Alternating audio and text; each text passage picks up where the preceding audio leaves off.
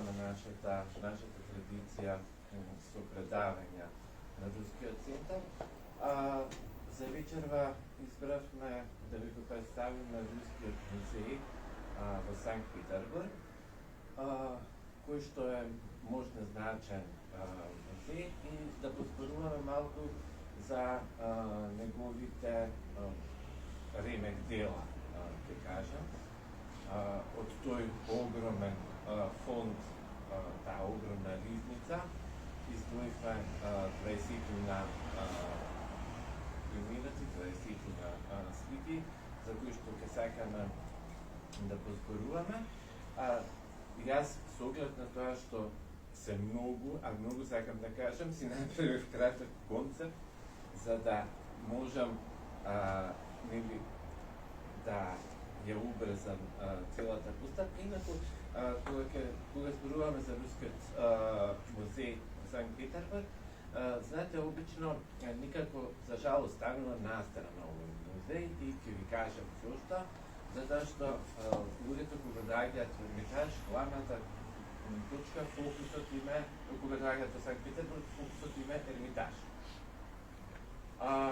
Во Ермитаж се чека по неколку часови за да влезете, и кога ќе влезете сега веќе во новата доба, имате мапи, и ако сакате да видите точно некои работи ќе протрчате, инаку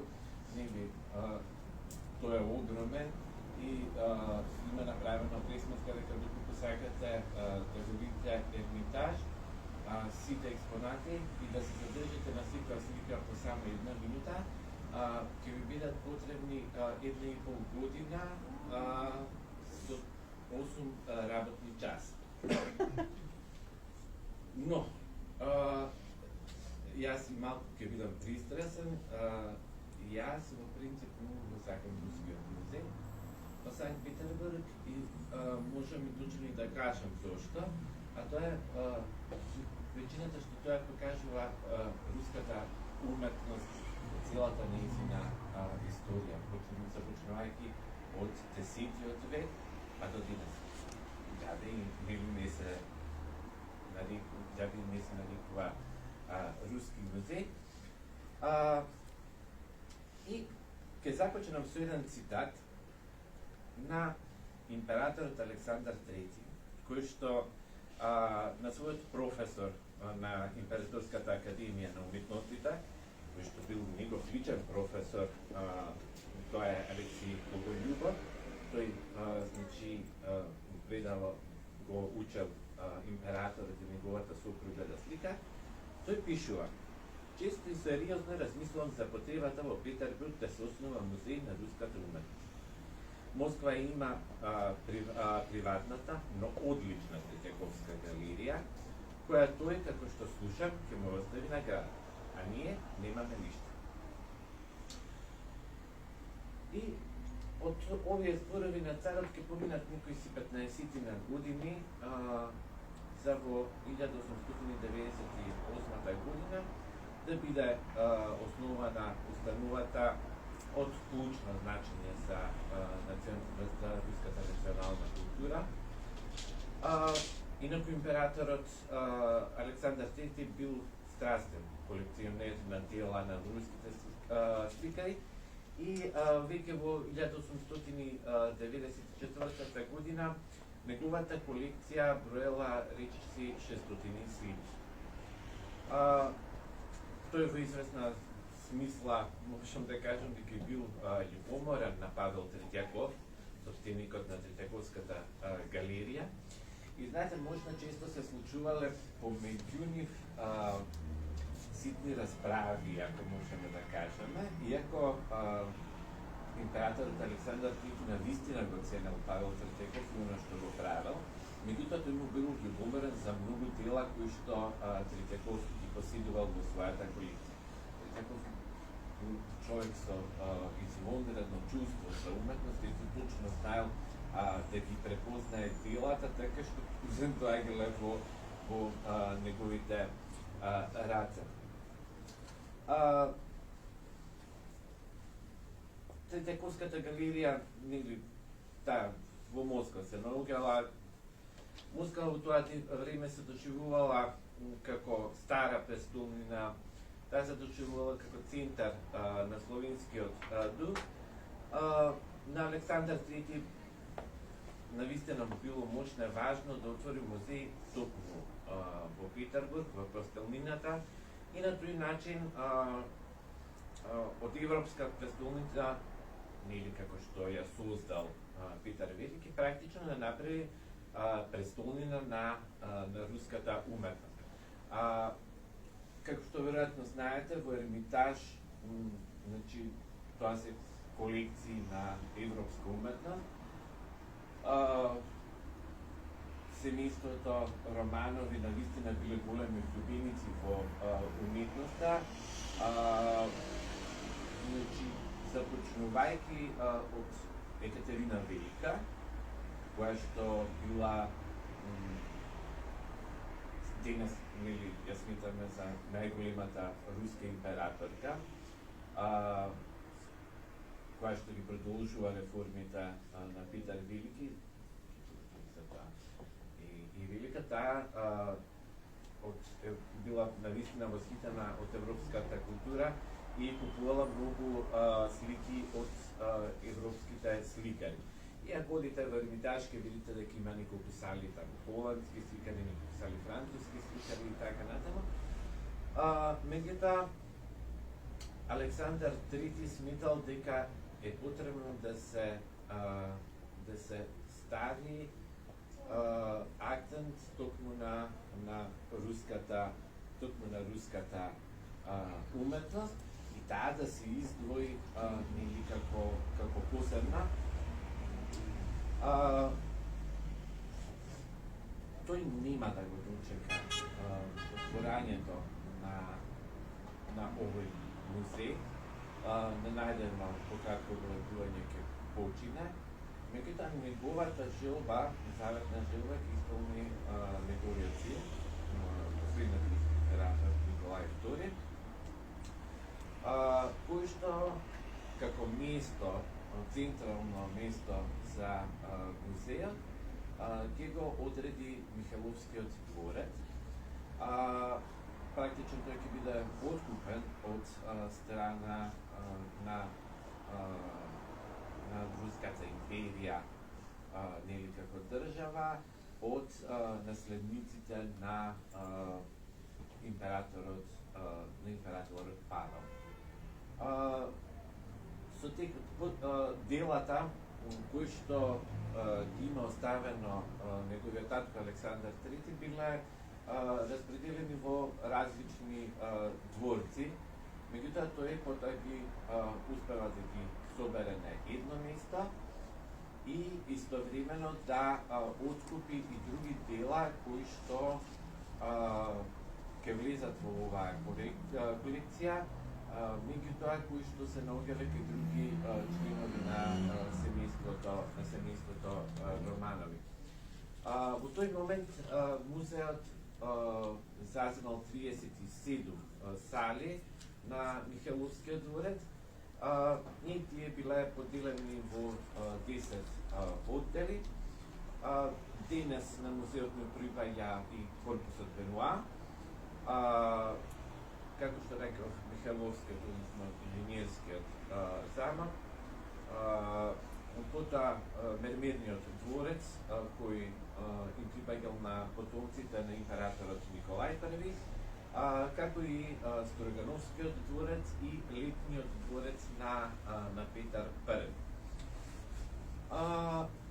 И за да еве вака накратко да ви раскрити по големата автомобилска револуција и доаѓањето на болшевиците на власт, многумина мислеле дека овој музеј практично ќе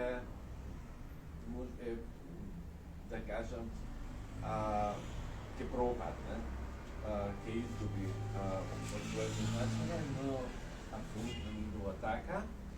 Традицијата продолжила и во Советскиот сојуз, така што ќе видиме постати многу слики кои што се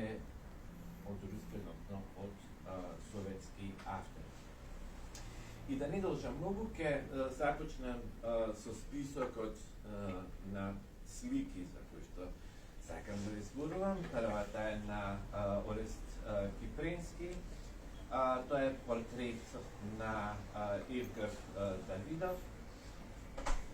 Инаку Орест Кипренски, кој потоа ќе стане познат како Русинот Ван Дајк, многу интересна неговата историја, бидејќи тој бил помрачен син на земјопоседникот Адан Дјаконов и неговата слугинка. Тој не можел официјално да го признае својата дете, меѓутоа како дете, меѓутоа му дал многу добро образование.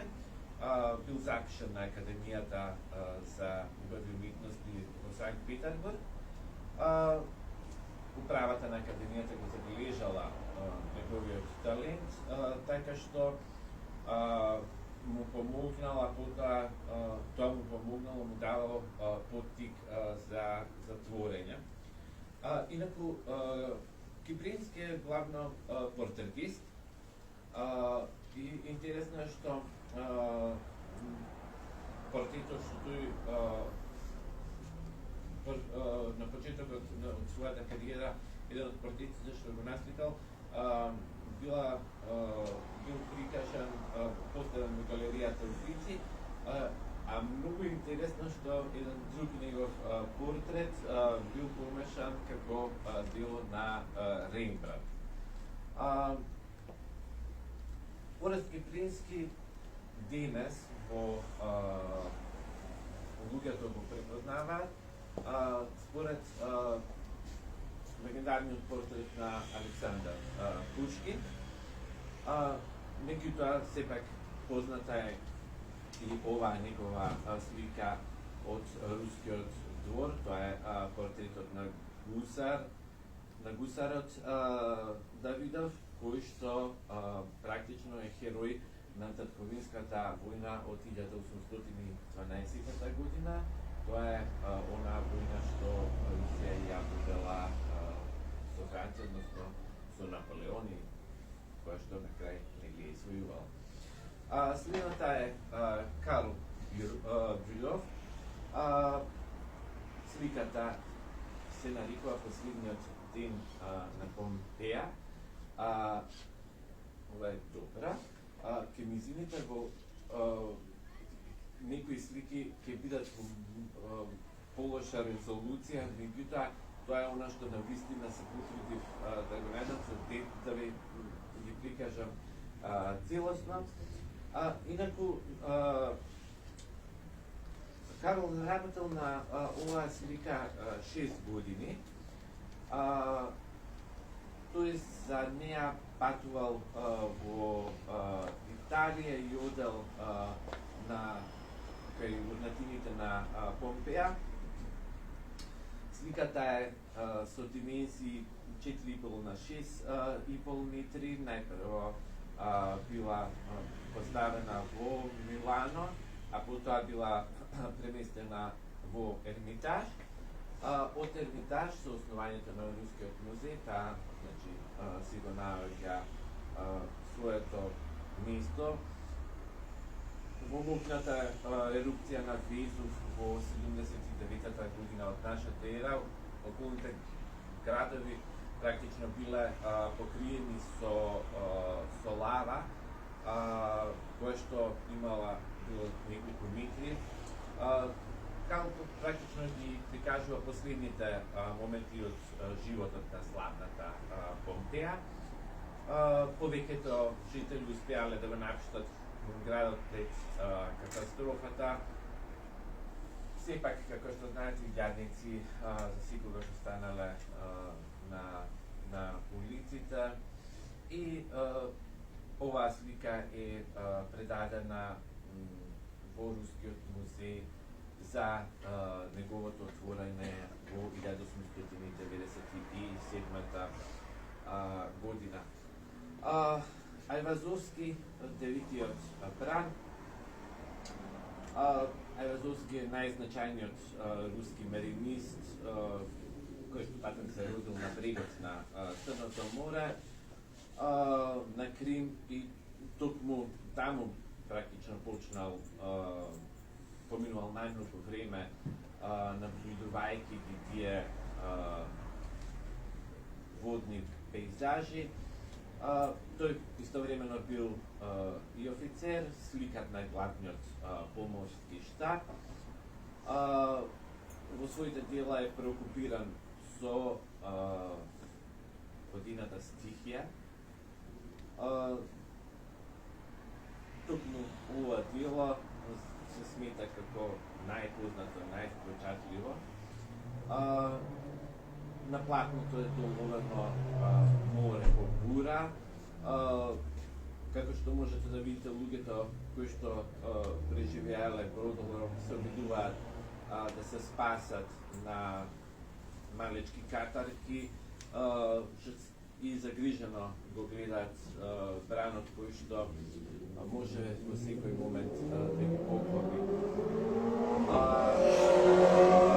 Оваа слика се препознава и една друга символика и неколку таа е наречена деветиот брак. Деветиот брак е и деветиот круг во пекол.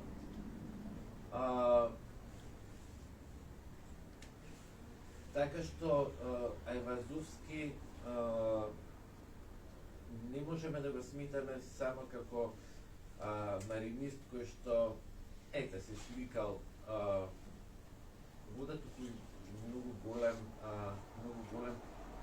филозофски нагон постои во неговите слики. Следната слика е на Илија Репин, се нарекува Будлаци на Волга.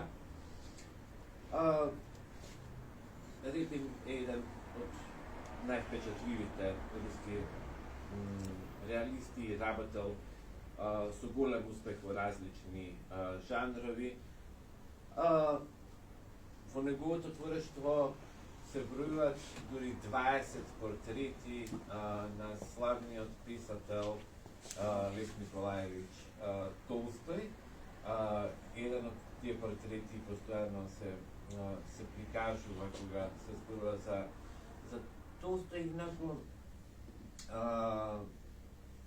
исто така доколку памтите постои, доколку сте слушали, сте гледали нешто за Иван Грозни.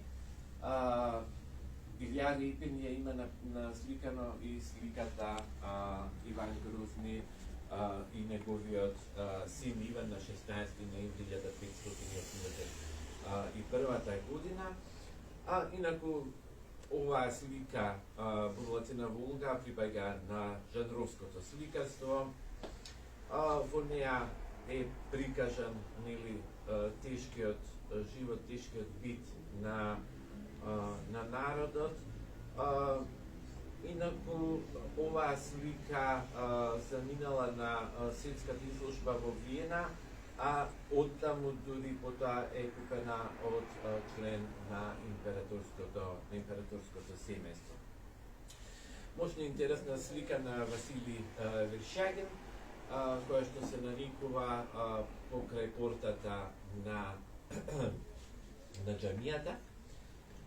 Сликата не сликана во 1873 година, како е многу интересно тоа што Василий Вершагин тој е практично роден во едно благородничко семејство, уште како мал покажал голема наклоност кон ликовната уметност.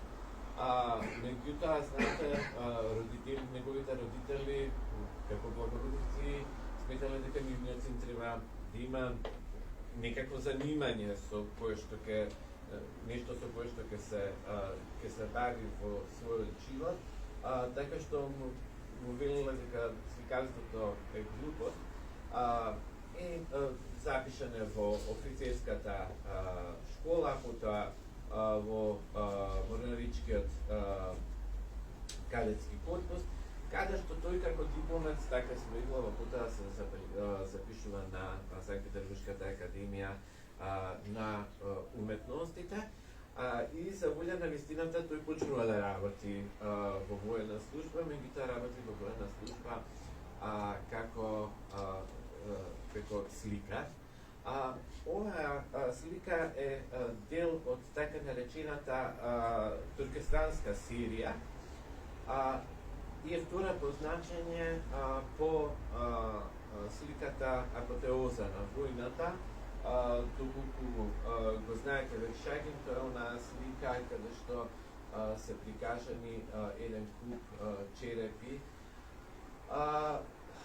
Оваа серија на Вершагин не била многу добро прифатена во Руската империја, затоа што Вершагин бил сведок на ужасите кои што се случуваат во војната. Не е дека тој не бил патриотски настроен, туку тоа била неговата човечка нарав, неговата човечност го натирала да ги слика овие платна. Така што многумина биле навредени, сметале дека со неговите слики се намалува практично значењето на Русија и нејзините војни подвизи. Многу интересна е следната слика, таа е на Архип Куинџи, кој што е практично еден мајстор за прикажување на светлината. Оваа слика се вика Месечева ног на Днепар и многу интересна нејзината приказна. Затоа што Куинџи се обидувал никако да ја представи својата омилена слика Днепар и како што можете да видите, тоа го направил сликајќи на мало парче Днепар и Месечина.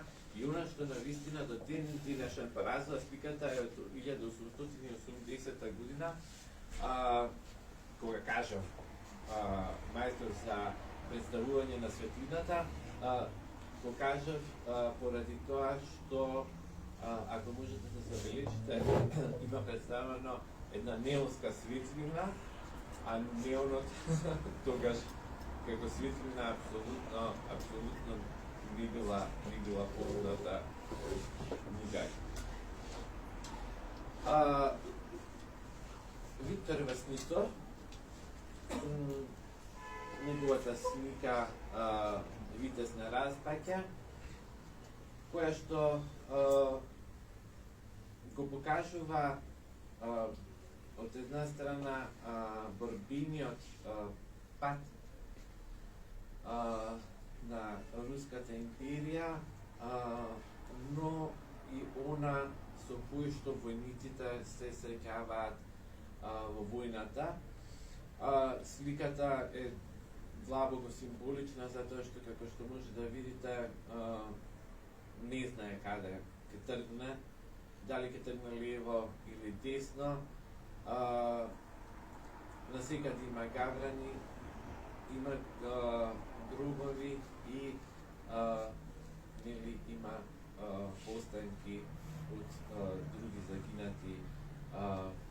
загинати војници. Една приказна слика на Василий Поленов, која што се нарекува Христос и грешницата, или како што тој исто и дал втор наслов, кој е без грех. За Поленов, инаку, треба да кажеме дека е еден од сликарите на верски мотиви. Инаку, Христос и грешницата, тој започнува да работи под инспирација на јавување на Христос на народот, на Иванов, на антологиска слика. во потрага по инспирација, инаку тој ќе отпатува дури и на Блискиот Исток, зашто поголема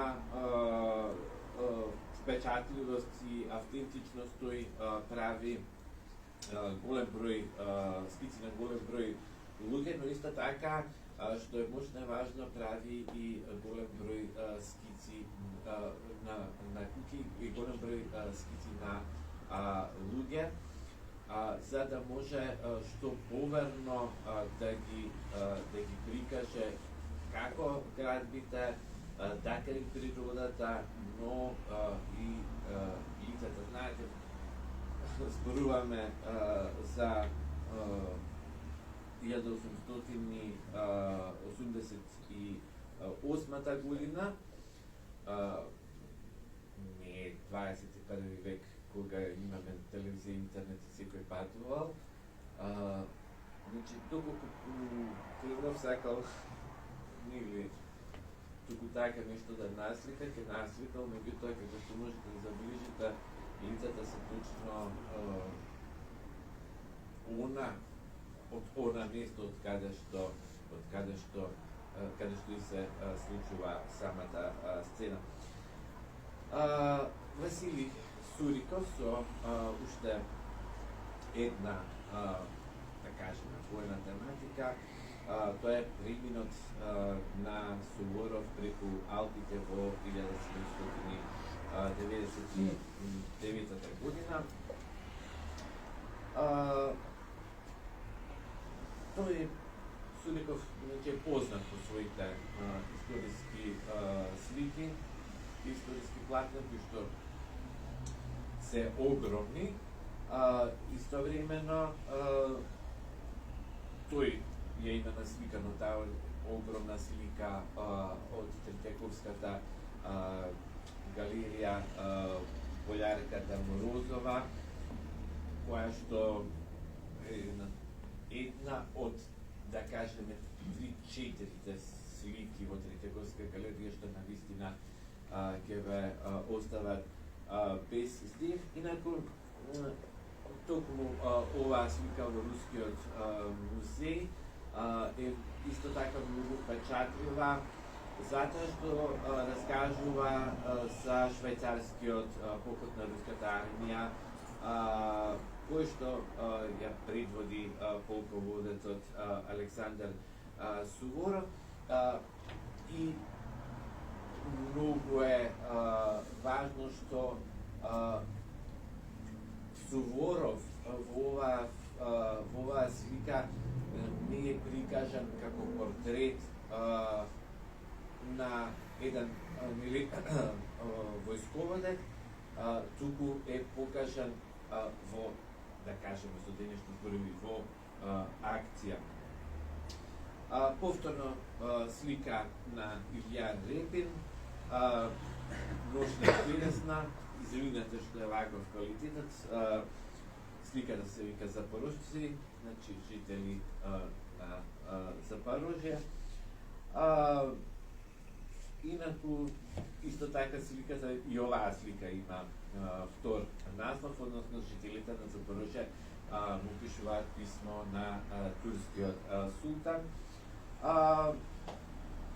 Како што гледаме тука една таква прикажана една веселба на оној дел на Козаци, кога во 1675 година турскиот султан напишал едно понижувачко, да кажеме, послание, меѓутоа тука еве се дава одговорот на тоа послание. Инаку император Александар III оваа слика ја добил од Зимскиот дворец. Еден можна препознатлив руски сликар, кои што се тие што се запознаени со руското сликарство, веднаш ќе го препознат, Николај Рерих. и ова се прекоморските гости. Инаку археологот и уметник Николај Редих неговата уметност практично е разновидна. Тој сликал од православни фрески и икони до слики со фолклорни елементи. Истовремено тој бил театарски уметник, бил дизајнер. Интересно е што исто така бил и дел од руските сезони на Дјагилев во Париз. По револуцијата Редих не може да се врати во Русија, значи останува во Финска, потоа се сели во Лондон, па во САД и на крајот го посетува, си остварува својата мечта да патува во Централна Азија. На сликата, на оваа слика се прикажани, оно што е може интересно, се прикажани варијази, кои, нели, според легендата, биле повикани во Русија за да ја оформат првата руска држава. Оваа слика ја има купено последниот руски император Николај II и до денешен ден се наоѓа, мислам, ја купил специјално намената за рускиот музеј. Валентин Серов, ова е портретот на книгината Зинаида Јуспова. Инаку, оно што е интересно е што прв учител на Серов бил токму Илија Репин, кој што пута го препорачува Серов во Академијата на уметностите. Серов, веројатно, го знаете со сликата Девојката со праските, која што денес се наоѓа во Третјакурската галерија. Инаку, тој многу сакал да слика жени. При што сакал да слика обично тоа била жени на трговци, да кажеме книгини од повисокиот слој и токму овој портрет на книгињата Зинаида Јусупова се смета за еден од неговите најдобри и најизразни портрети. Се враќаме на Илја Репин. Тоа е сликата се нарекува Свеченото собрание на Државниот совет на 7 мај 1901 година на 100-годишниот јубилеј од денот на неговото основање. Наслов е на сликата. Како што реков, тој на вистина Репин сакал многу да слика вакви важни настани од историјата. Инаку оваа слика е од жанрот на групен портрет и всушност станува збор за нарачка и тоа нарачката дошла лично од императорот Николај II. Инаку Илја Репин самиот присуствувал на седницата на Советот и направил заедничка фотографија която да му помогнала во работата. Сепак секој член на Советот посебно позирал за скица за овој портрет на Репин. И тука за ова при портретирањето му помагале и 20 други сликари, Васил Куликов и потоа ќе го спомнеме повторно Кустодиев. Репин најпрво било замислено да го наслика царот Николај II за време на свечениот говор, но тој решил дека повеќе му се допаѓа и повеќе таа свечена атмосфера ќе ја долови емоција, ќе се прикаже преку емоциите и преку движењата, па затоа решил да го прикаже целиот процес. Инаку, ова монументално дело е со размери 4 на 8,7 метри. Следна е фантастичниот Михаил Врубел. Ова е шестокрилиот Серафим. Врубел е сликарот кој што ми се дружал со демоните практично. Неговиот опус, голем дел од неговиот опус, токму е посветен на демонот. Многу често го прикажувал. Инаку Врубел има апсолутно во Третјаковска галерија има цела сала која што е прикажена на него. Таму се неговите демони, таму се неговите митски суштества, но како што гледам и Рускиот музеј може да се пофали со ремеделата на овој символист. Инаку ова слика практично представува авторска илустрација на стиховите на Пушкин за стихотворбата Пророк. Инаку, кога ја сликал оваа слика, Врубел бил во тешка депресивна состојба и веројатно предпоставува да е страдал од халуцинации, што апсолутно го следат тие халуцинации и таа негова состојба во целиот негов творечки опус. Михаил Несторов, ова е сликата се нарекува Света Русија.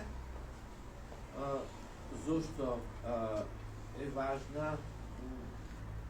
Практично своето запознавање со религиозната тематика Несторов го преточил во оваа монументална слика, која буквално стана илустрација на изреката ние сме Руси, Господ е Бог е со нас. Повеќе од 20 години ја сликал оваа слика. Како што можете да видите, таа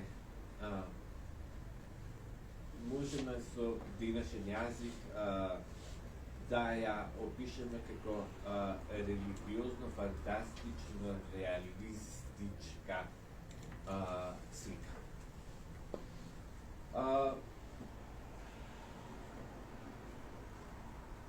Лев Бакст, ова слика се нарекува Древен ужас. или уште терор антикус, односно антички ужас.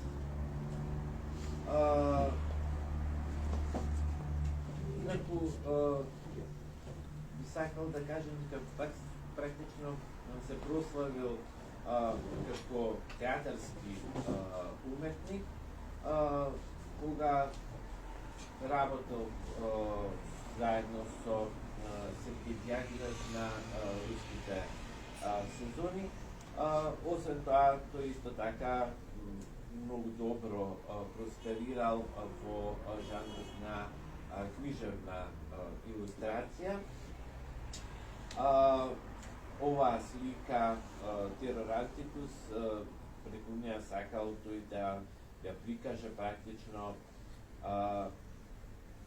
тој апокалиптичен поглед на светот, кој што го имал и кој што го чувствувал на почетокот на 20 век. И се согласиме дека Бакст апсолутно не се изложил во своите погледи за апокалипсис на 20 век, согласно фактот што тој практично тој 20 век донесе и две светски војни.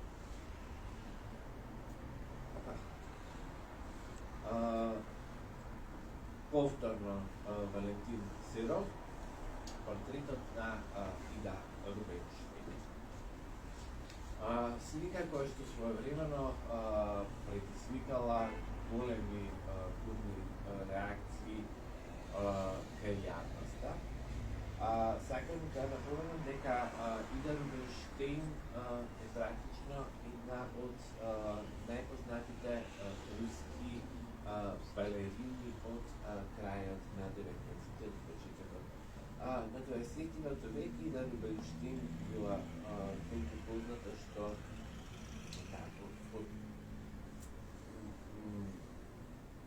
с незините улоги кои што таа настапувала, секогаш имала своја замена. Значи, скандал избил во 1910 година. Скандалот многу ми ќе помислат дека практично е произлезен поради голодјата, но не, скандалот е практично реакција на голата Ида Рубинштейн, една икона за која што се сметало, која што ја сметала за еден вид етикета на Русија, која што се појавува во едно вакво издание кај Сиров.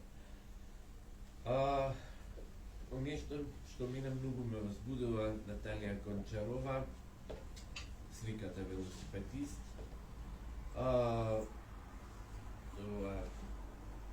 Гончарова е една од најпознатите руски сликарки, уште се нарекува Амазонка на авангардата. Си има пробано во апсолутно голем број стилови, од кубизам, реализам, примитивизам. Учествувал во најразлични издруженија, изложби. И таа била дел од руските сезони на Сергеј Дјагилев. Една од, да кажеме, таа десетка руски сликари кои што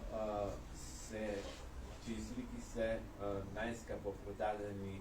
Сега можам дури и да најдам и податоци. Значи, замислете, во 2007 година Кристи ја продава нејзината берба на јаболка за 4,9 милиони фунти, што практично е рекордна цена за платно за сликар од женскиот пол. Следната година нов рекорд поставува нејзината друга слика под назив Цеки, која е продадена за 5,5 милиони фунти. За ништо повеќе од 10 милиони американски долари, односно 6,4 милиони фунти во 2010 година е продадена нејзината слика Шаманка. Инаку, како што реков, бидејќи таа се пробала во сите жанрови, она што лично мене ме восхитува во оваа нејзина работа е тоа што таа се практично се опробува или што мощне успешно се опробува во футуризмот и оваа слика практично представува еден од најголемите и најзначајни дела на рускиот футуризм. Кузма Петрович Водкин, сликата Мајка.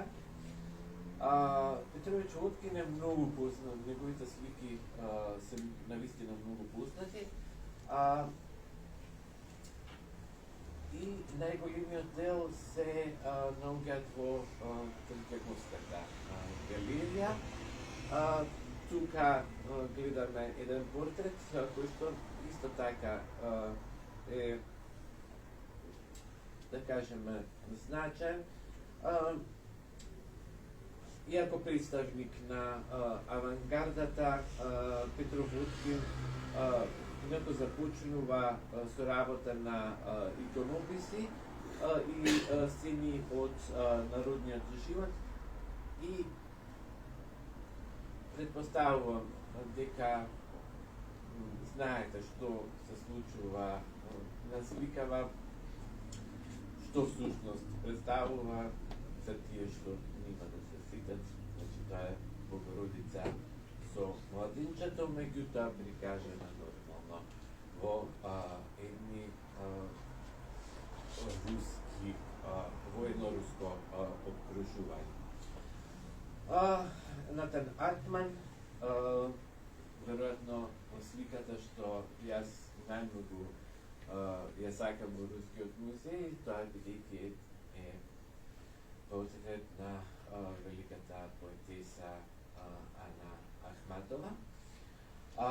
Но овој портрет на Артман е практично прикажан пар речиси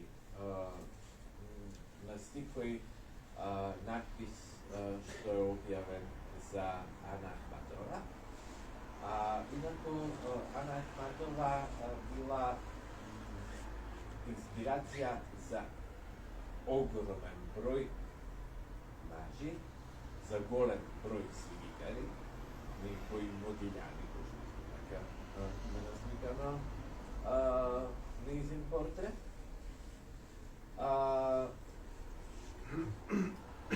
Како сега запрев затоа што реков, таа била инспирација за многу мажи, за многу сликари и за многу жени од нејзиното време. Таа представувала не само пример за тоа како е да се биде жена, сепак таа жена на Николај Гомилјов и навистина да се биде во таков начин, требало да се биде и посебна жена.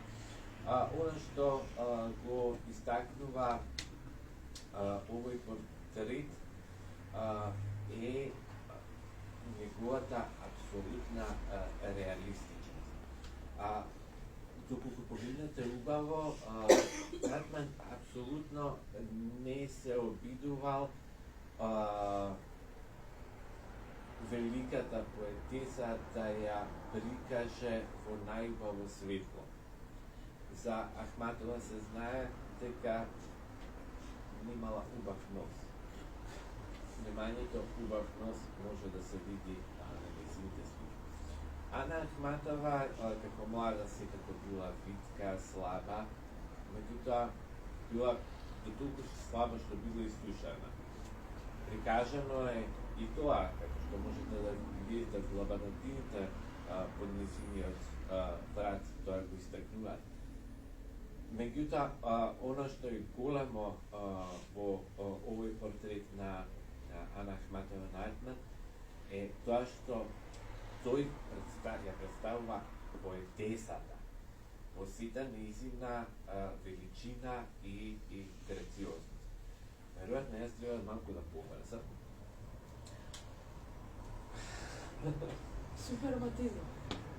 Супрематизмот на Казимир Малевич. Знаете дека најголемиот дел од неговите слики се наоѓаат во Третековската галерија. Меѓутоа, оваа слика насловена како Супрематизам, чисто без 1, 2, 3, 5, се наоѓа во Рускиот музеј. Таа представува еден од еталоните и ја прикажува практично историјата, помислена е за да прикаже историјата на руското сликарство. Мислам дека нема потреба да зборувам ниту за Малевича, ниту за следниот сликар. Василий Кандински, секако. Она што навистина восхитува кај оваа слика, која што се нарекува Синиот бран. Знаете, доколку сте ги читале тие теориски текстови на Кандински, тој секогаш ги спомнува формата, бојата и емоцијата.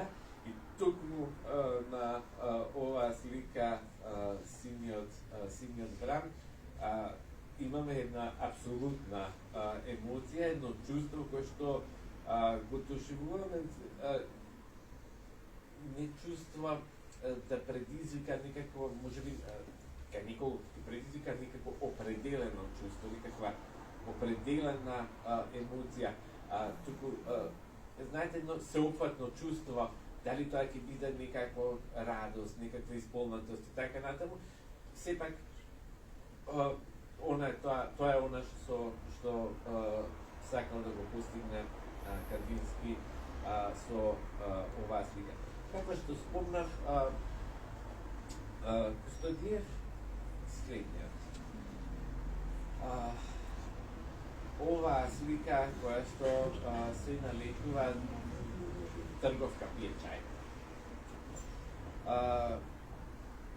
Инаку, она што е интересно за Борис Кустодиев, што тој навистина бил фасциниран од животот на трговците, бил фасциниран од нивните трпези.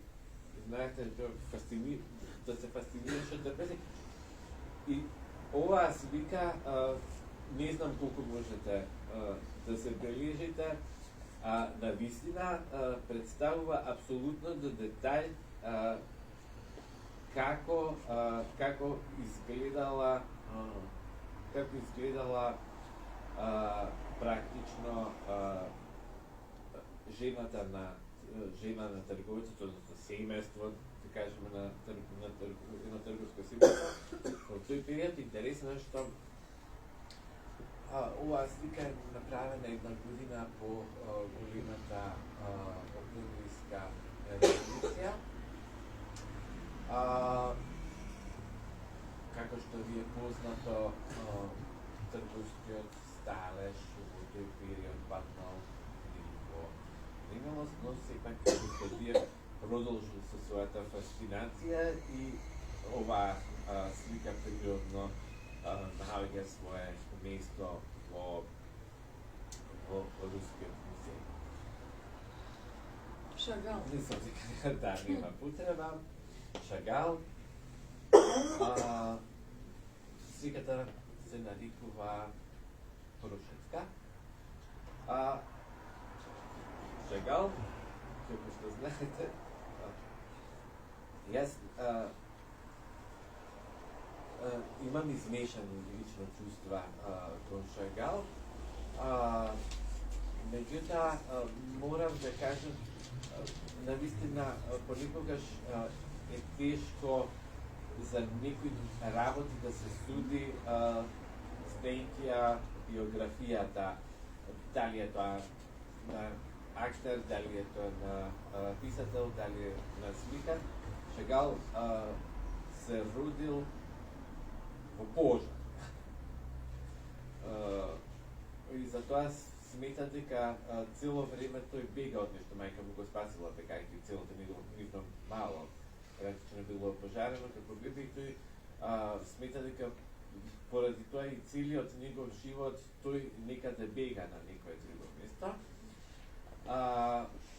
Како што знаете, Шагал можно често се представува о себе си на своите слики и секако неговата омилена жена Бела, доколку памтите она негова најпозната веројатно слика Лет над градот.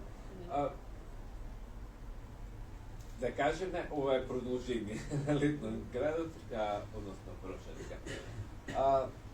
Како последна слика која што би сакал да представам, тоа е Александар Денека. Сликата се нарекува одбраната на Севастополј. Мислам дека нема потреба да раскажувам за каква битка станува збор. Само сакам да потенцирам дека од плејадата соцреалистички сликари кои што живееле и твореле во Советскиот сојуз, Александар Денека некако се издвојува по сензибилитетот и оваа негова слика денес веројатно е дел од приказната за Севастополј и за неговата одбрана во Втората светска војна. Веројатно јас се заборавив, извинат, повеќе од еден час зборувам. Главно, ова е тоа што го подготвив, секако можеме да направиме и втор и трети дел и понатаму уште да зборуваме, но мислам дека на овој начин сакам само да ви доолувам што всушност представува Рускиот музеј во Санкт Петербург и кои се оние најзначајни дела и проследивме нели еден историски круг на дела кои што се прикажани, експонирани во него. Јас тука ќе завршам, доколку имате некои прашања, јас можам да ви одговорам, со задоволство би ви одговорил. Ќе испланирам. Може би нема да биде точно за Рускиот музеј, може би ќе, знаете, сепак е тоа момент на инспирација и момент кога некој ќе се почувствува подготвен да зборува и за нешто друго, што во секој случај јас мислам дека би било интересно. Дали има други прашања некој? Добре, тогаш ќе ви се заблагодарам и ќе ве повикам да не следите на нашата страница на Facebook за следните настани на Рускиот цитар. Благодарам уште еднаш за вечерашната присуство.